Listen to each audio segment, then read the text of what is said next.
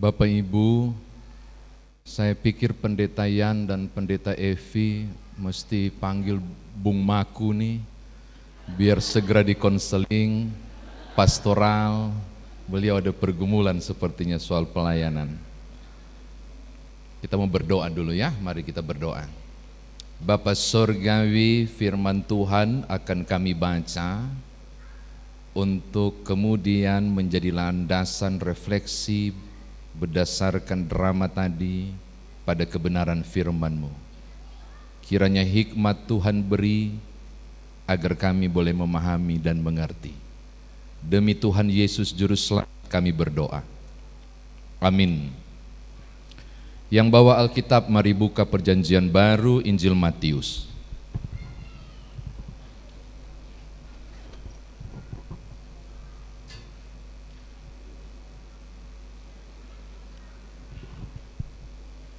Matius pasal 2 ayat 13 sampai 15. Matius pasal 2 ayat 13 sampai 15. Yang bawa Alkitab mari buka. Yang tidak bawa bertobatlah. Siapa suruh ndak bawa Alkitab, biar ini perayaan tapi ada firman mau dibaca.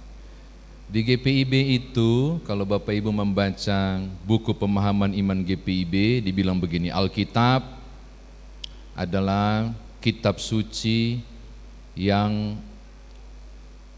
berintikan firman Allah. Belum handphone suci atau Android suci. Asik, Ibu, enggak apa-apa, buka jo, apa boleh buat. Matius pasal 2 ayat 13 sampai yang ke-15. Tadinya mau haleluya sesudah firman, tapi pemain musik lagi entah kemana, saya akan bacakan untuk saudara. Setelah orang-orang Majus itu berangkat, nampaklah malaikat Tuhan kepada Yusuf dalam mimpi dan berkata, bangunlah, ambillah anak itu serta ibunya, larilah ke Mesir dan tinggallah di sana sampai aku berfirman kepadamu, karena Herodes akan mencari anak itu untuk membunuh dia. Maka Yesus pun bangunlah, diambilnyalah anak itu serta ibunya malam itu juga, lalu menyingkir ke Mesir dan tinggal di sana hingga Herodes mati. Hal itu terjadi supaya genaplah yang difirmankan Tuhan oleh Nabi, dari Mesir kupanggil anakku. Demikian firman Tuhan. Saudara dan saya dikatakan berbahagia jika mendengarkan firman Tuhan ini, merenungkan, memberitakannya, istimewa melakukan dalam hidup beriman kita. Shalom Bapak Ibu. Kalau ini masih zaman Yesus, akan jadi persoalan. Karena tentara Romawi, kalau dia mau tes keluarga itu bisa bayar pajak atau tidak, bisa bayar pajak atau tidak, atau lagi gagal panen atau ada masalah, mereka akan berkuda, penjajah Romawi ini, masuk lorong dan teriak Shalom. Kalau semua menjawab Shalom, aman. Tapi kalau mereka tidak jawab dan beberapa tidak jawab, dia akan turun dari kuda dan tanya satu-satu, engkau punya masalah apa? Sama dengan tadi Bapak Ibu. Aku bilang Shalom, Bapak Ibu tidak jawab semua. Saya curiga Bapak Ibu punya masalah. Barangkali belum makan malam. Oh kasihan. Saya diberi waktu oleh panitia refleksi, ini belum dihitung kan, baru mulai loh, 10 sampai 15 menit, 10 sampai 15 menit. Itu jatah waktu saya, tapi saya bisik-bisik ke KMJ, Pak Pendeta 10 sampai 15 menit, bagi Jo, ngana kasih panjang pun boleh. Jadi begini saja Bapak Ibu, tolong batuk 3 kali, itu kode. Dan saya amin dan pulang karena kebetulan mobil di depan gampang parkirannya saya dapat. Pertanyaannya begini, ketika masuk di drama tadi, ini panitia membawa saya dalam pencobaan. Tahu nggak subtemanya? Recover together, recover stronger with Jesus. Lalu tagline-nya, mereka minta tagline-nya, make a story. Terus temanya apa itu pelayanan? Oh wetae Siapa bisa mau kupas itu dalam satu bacaan? Itu nggak mudah loh, mana nih panitia ini? Tapi saya mau mulai begini dulu Bapak Ibu. Pernah terpikir nggak Bapak Ibu? Bahwa Natal Kristus itu terjadi dalam satu keluarga. Dan keluarga itu fokus pada keluarganya dan tidak fokus pada keluarga orang lain.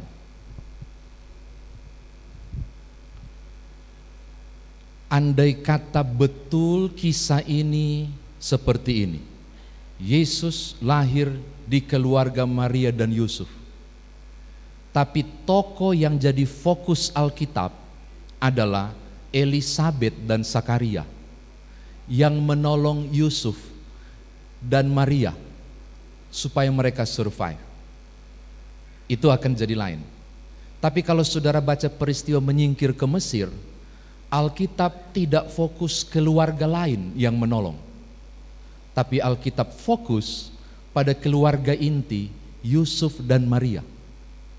Dan ini menarik Bapak Ibu, karena kalau saudara membacanya ini dalam kondisi budaya, situasi, keadaan waktu itu, andai kata saya jadi Maria, saya akan protes seperti ibu siapa tadi ini? Ibu namamu sih? Ibu siapa tadi? Ibu Markus ya? Iyalah, karena bapaknya Markus, oke lah. Ibu Markus. Memang nggak ada nama ini Ibu Markus ya? Oke. Kalau saya jadi kalau andai kata saya jadi Maria, saya akan protes seperti Ibu Markus. Dan kalau saya jadi Yusuf, saya akan darah tinggi rupa Pak Markus. Kenapa Bapak Ibu? Loh, itu ngeri loh. Majus itu kan nggak datang di kandang toh, drama ini selalu salah. Majus nggak datang di kandang. Siapa bilang Majus datang di kandang? Baca baik-baik Injil Matius. Majus itu datang di rumah. Ketemunya sama siapa? Bukan Maria dan Yusuf. Ketemunya sama siapa? Maria toh bersama Yesus. Yusuf lagi ngapain? Lagi sibuk kayak Pak Markus. Lo tukang kayu, lagi kerja. Dan itu sangat ramai luar biasa. Saudara bisa bayangkan, orang-orang sampai menyebut para cerdik pandai itu sebagai raja dari timur. Itu bicara soal apa? Wibawa yang sangat tinggi. Dan rombongan itu bukan cuma 3 orang, salah itu drama, bukan cuma 3 orang. Bagaimana mungkin 3 orang bisa bawa emas, kemenyan dan mur dirampok di jalan? Itu rombongan besar dengan panji-panji dan bunyi-bunyian. Tidak heran, Herodes tahu ada tamu datang. Dan saudara bisa bayangkan, rombongan besar itu tungtang, tiba-tiba masuk lorong ke satu kampung di desa namanya Nazaret. Di situ banyak perumahan. Barangkali termasuk rumah si Yusuf yang waktu itu nggak ada, cuma Maria. Lalu rombongan itu mulai mendekat. Sense of wonder itu bahasa Balinya tanganganganga, malele gidi-gidi. Oh iya dong, rombongan datang, raja-raja dengan pasukan lengkap. Ini mau kemana? Ini mau kemana? Mau ke siapa? Heboh tetangga. Dan paling mengagetkan tiba-tiba dorang lurus ke rumah Yusuf. Maria barangkali lagi pegang Yesus karena tidak disebut bayi tapi disebut anak. Berarti kemungkinan berusia 1 tahun. Lagi pegang. Jangan abah jalan, diam di situ. Baru mulai datang. Bagi saya itu sesuatu yang wow, luar biasa. Dan yang paling keren saya bayangkan, ketika dorang dua berdiri di muka rumah, tiba-tiba seluruh rombongan berlutut Bapak Ibu, nyembah sampai ke tanah, setara tanah. Lalu Bapak Ibu bukan ini tuh kado Natal, napa tuh emas kemenyan mur? Enggak, itu tunduk, tidak boleh lihat. Karena tradisinya kalau mereka bertemu dengan sang raja, mereka tidak boleh menatap mata. Itu satu kampung Nazaret kaget luar biasa. Dan saudara tahu perempuan yang paling bahagia siapa? Maria. Tuhan Yesus kecil belum tahu apa-apa, walaupun dia maha tahu ya, maksudnya belum berekspresi apa-apa. Maria. Dan saya membayangkan Yusuf pulang kerja tadi, seperti Pak Markus tadi itu datang, yang dihebohkan, cup-cup, ngana tahu nggak? Mungkin begitu panggilan saya, ucup-ucup. wah bla bla bla bla bla bla bla bla bla panjang lebar. Ibu-ibu pernah alami nggak, bapak pernah alami nggak pulang kantor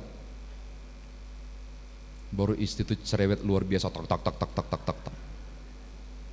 Itu ada satu enzim, aduh aku lupa lagi namanya, di googling saja, enzim bicara.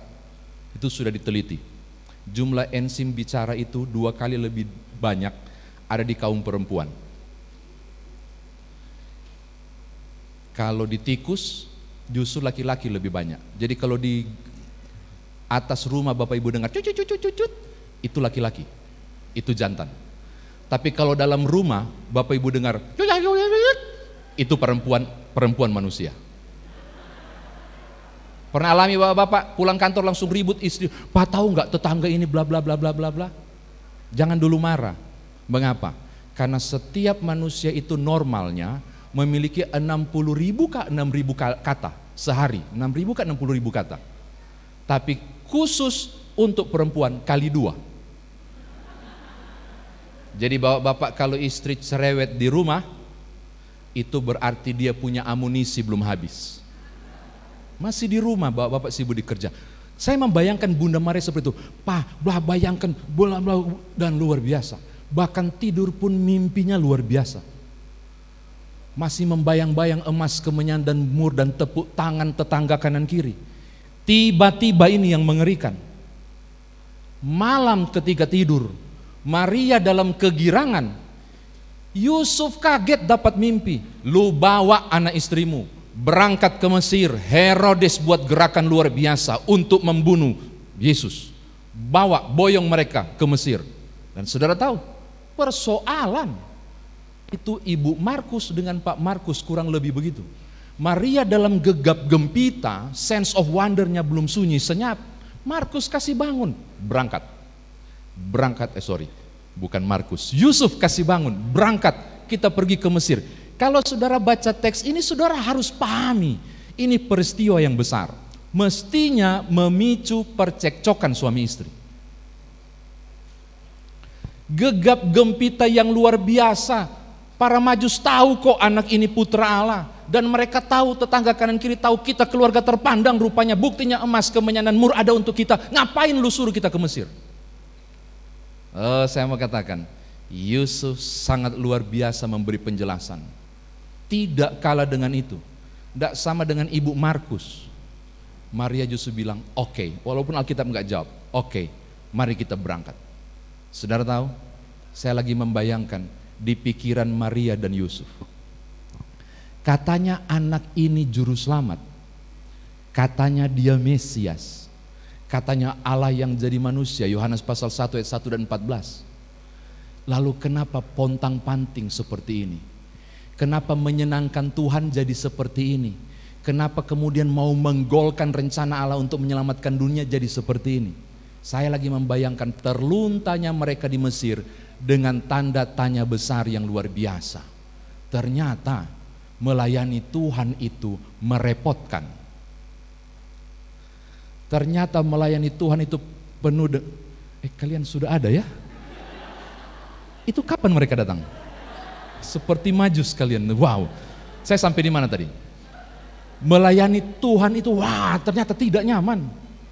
Sampai seperti itu loh menderitanya mereka. Kalau saudara baca Injil Matius ini, saudara harus baca dalam konteks itu. Tidak mudah pengorbanan dalam pelayanan. Dan itu sesuatu yang sangat berat. Makanya mau jawab pertanyaan Pak Markus, kayak apa sih itu pelayanan? Saya mau bilang, ketika saudara bicara tentang pelayanan, ini menarik. Dimulai dari keluarga kecil, Maria, Yusuf, Yesus. Pelayanan yang ideal adalah dimulai dari gereja. Dan gereja yang ideal adalah Matius 18 ayat 19 dan 20. Keluarga. Tidak bilang keluarga, cuma bilang begini, jika 2 orang sepakat. Oh my God.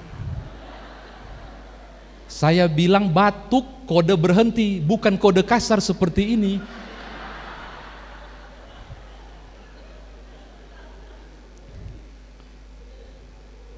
Bapak Ibu, refleksi ini nggak dicatat.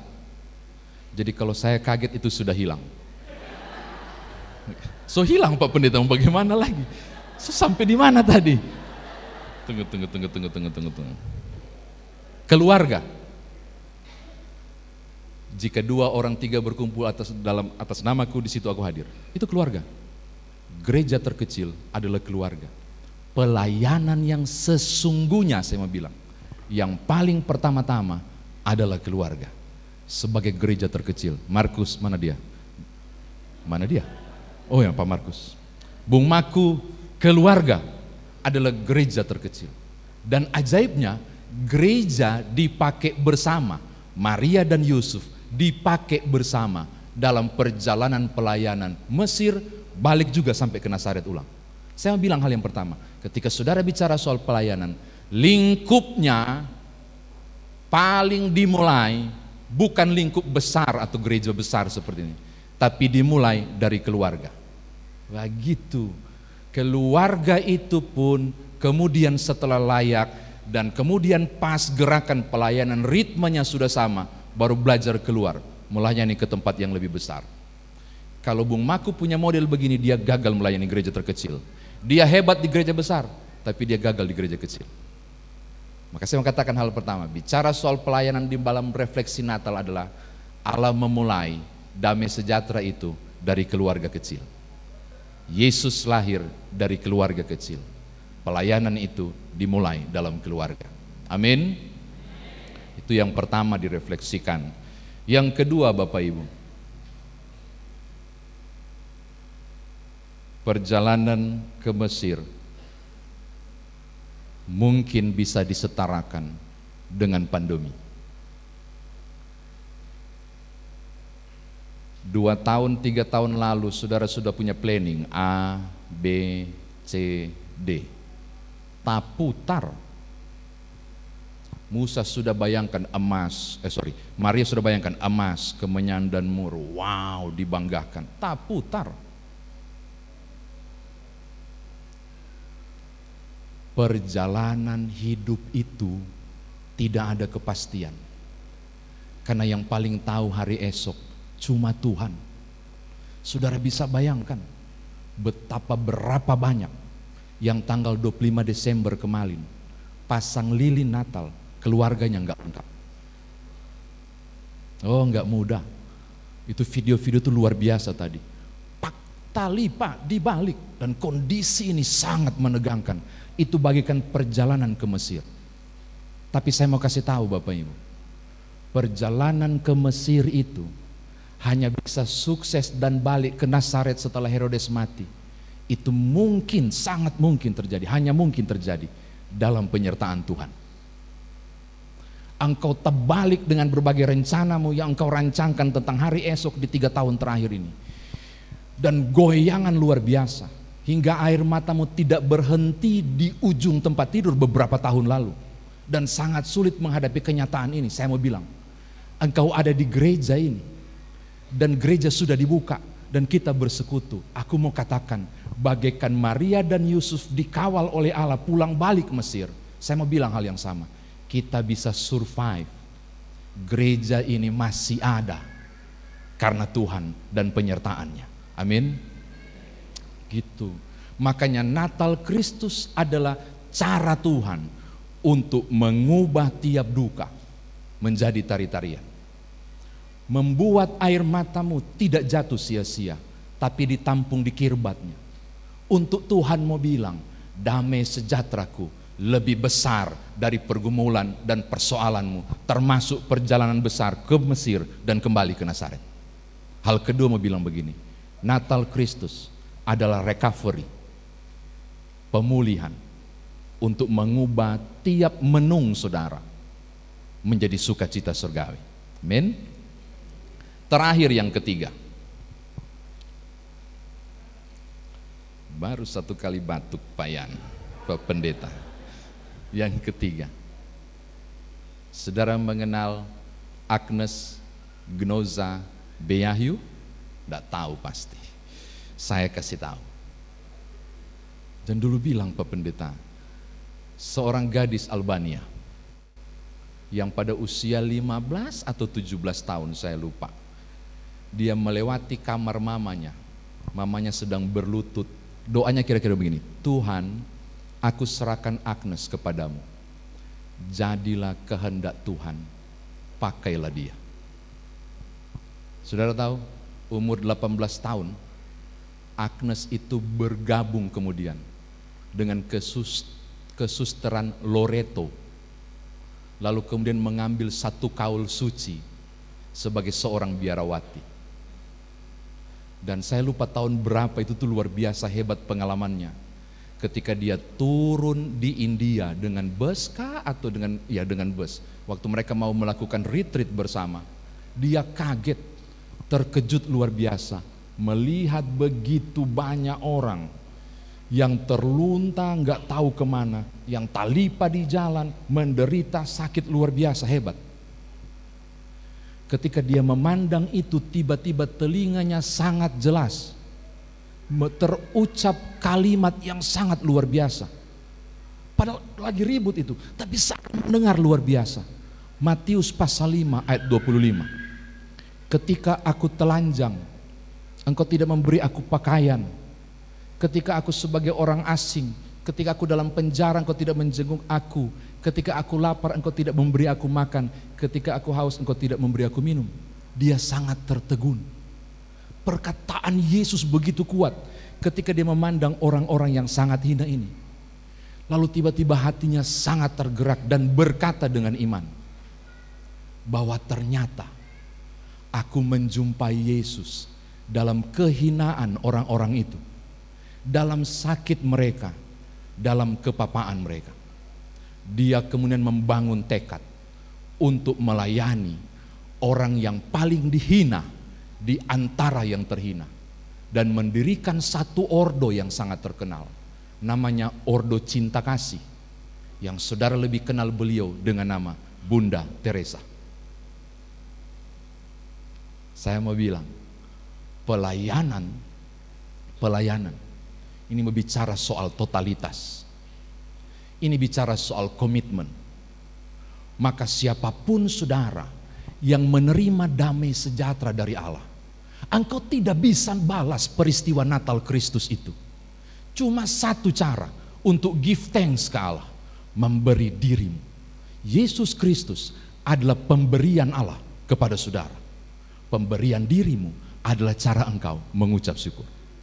Pelayanan adalah proses saya dan saudara mengatakan thanks God untuk karya keselamatan, untuk damai sejahtera.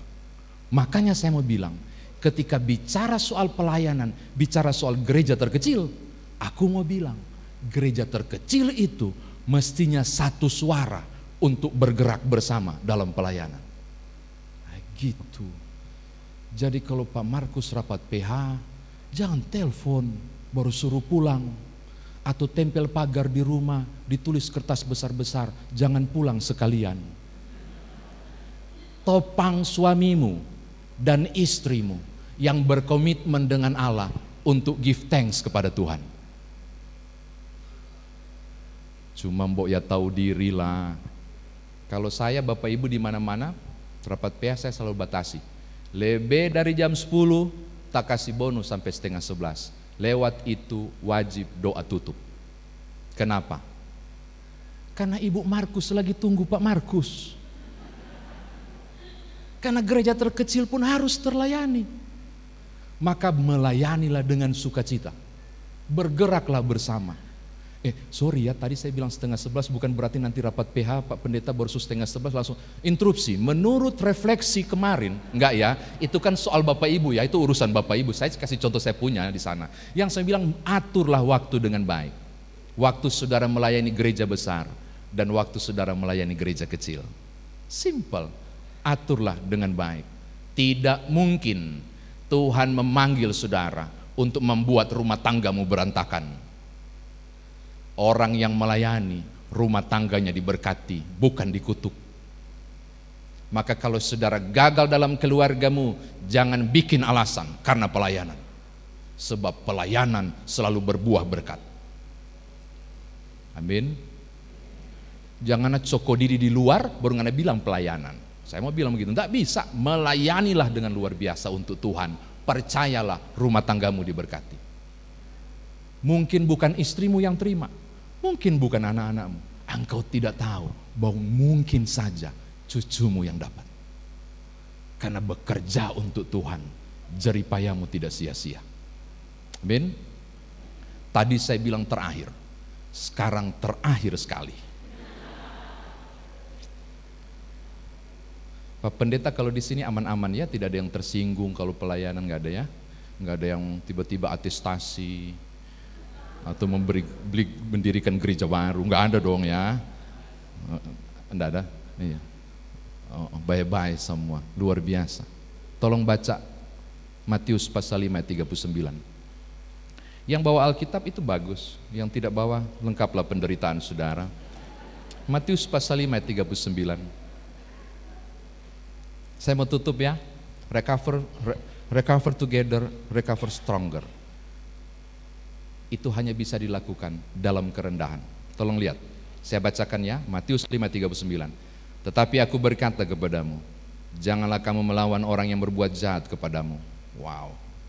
Melainkan, siapa yang menampar pipi kananmu, berilah juga kepadanya pipi kiri. Barang siapa melemparmu dengan batu, balaslah dengan kapas yang di dalamnya ada batu. Nggak mudah. Oke, saya butuh Pak Markus sebagai contoh. Bolehkah ke depan Pak? Bung punya nama siapa? Bung Joseph. Nah, Joseph. Nah, kita mau praktekkan. Barang siapa menampar pipi kananmu, iya, berikanlah pipi kirimu. Bapak Ibu pikir ini ayat yang gampang? Langsung begitu. Saya bilang kerendahan hati sangat penting. Bapak Ibu menemukan ayat ini aneh atau enggak? Aneh? Aneh karena apa? Kasih pipi? Bukan. Aneh karena pipinya salah kasih. Coba lihat ya. Barang siapa menampar pipi kananmu, betul toh? Coba periksa ayat 39, jangan saya salah. Barang siapa menampar pipi kananmu, betul? Berikanlah pipi kiri, betul enggak? Aneh enggak? Mana pipi kanannya Bung? Pipi kanan sebelah mana? Oke. Ya, kita coba. Enggak akan tempel. Cuma peragaan biasa. Enggak banget sih. Ini ada YouTube, tinggal langsung live enggak? Jangan sampai. Bapak Ibu pikir aneh, menurut saya aneh. 90% orang kuat kanan bukan kidal. Coba ayat ini bilang, barang siapa menampar pipi kananmu, itu kanan loh sebelah sini. Ini tangan, ini saya orang bukan kidal, saya orang kanan. Bagaimana saya mau tampal? Nggak begini, nggak mungkin. Bagaimana saya mau tampal? Nggak bisa. Ayat ini salah? Kagak. Ayat ini nggak salah. Satu-satunya saya menampar pipi kanannya cuma satu. Bagaimana caranya? Harus pakai sisi gelap. Dan tahukah saudara, dalam tradisi Yahudi, ketika di pasar, ini Bung Yose ini, beta tampar dengan ini, pang. Orang tidak akan relai, orang kasih berdiam, orang biar habis. Kenapa Bapak Ibu? Karena kalau seorang menampar musuhnya dengan sisi luar atau bagian yang gelap, saya gelap ya Bapak Ibu, bukan gelap sih, putih tua. Menampar di sisi ini, itu berarti apa? Saya Kyrios, dia doulos, saya tuan, dia budak atau hamba. Maka saya harus tampar dengan sisi ini. Lalu Yesus bilang begini, untuk selesaikan masalah itu, berikanlah pipi kiri. Tolong kasih pipi kiri, kasih berdekat sini, kasih gini. Dia pas dekat begini, saya sikat begini, tang. Orang langsung, stop. Kenapa? Berarti kami setara. Dan berhentilah permusuhan itu. Terima kasih Bung, nggak apa-apa kan, sehat-sehat ya. Aku mau tutup, mau bilang begini Bapak Ibu. Dalam perjalanan pelayanan saudara, akan ada lika dan liku. Mungkin juga akan ada sakit hati. Mungkin juga ada ketidaknyamanan. Bukan cuma sebagai presbiter loh, Bapak Ibu sebagai warga Sidi. Loh, kita ada banyak kepala di sini. Selisih bisa terjadi. Kalau mana mungkin saya harusnya melayani tanpa selisih. harusnya tanpa air mata, harusnya tanpa percekcokan. Saya mau bilang sadar kok, sadar. Mengapa? Kalau tidak ada air mata, tidak ada percekcokan, itu di sorga. Hati-hati ya, kalau sudah tidak ada masalah Bapak Ibu, jangan-jangan saudara sudah di sorga. Itu berbahaya. Selisih akan ada. Tapi Tuhan mengajarkan, lakukanlah dalam kerendahan. Balaslah kejahatan dengan kebaikan. Perjuangkanlah hakmu dengan no violence. Berikan pipi kirimu kalau pipi kanan itu ditampar. Mudah-mudahan tangkap maksudnya. Selamat melayani tanpa harus melukai. Selamat melayani tanpa membuat orang direndahkan. Selamat melayani dengan kesedihan sangat rendah. Saya percaya tahun ini adalah momen kebangkitan Immanuel Bekasi. Untuk semangat lagi dalam Tuhan. Pandemi boleh ada dan masih ada barangkali. Tapi Tuhanmu yang engkau layani lebih besar dari tiap soal hidup dan soal pelayanan yang saudara alami. Haleluya. Amin.